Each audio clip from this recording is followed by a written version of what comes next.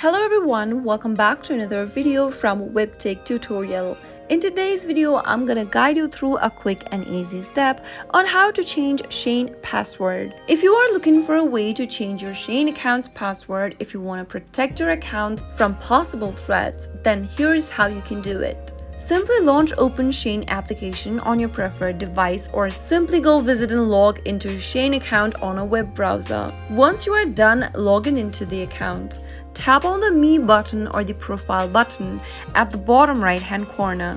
Now tap on the gear icon at the top right and from the settings menu, tap on Manage My Account. From the display, select Change Password. Here, you'll need to enter your old password in the first text box. Your old password is the one that you are currently using for your Shein account. Type it in and head over to the new password text box. Type in the new password you are trying to change to, which should have at least 8 characters in it, at least one letter, and a number. After you type in the new password, re-enter the password in the last field again. Finally, tap the Submit button and that way, you'll be able to change your Shein account's password. If you found the video to be helpful, go ahead and give us a thumbs up. Also, don't forget to subscribe to our channel if you've not yet. Press the notification bell so that you'll never miss another upcoming upload from us.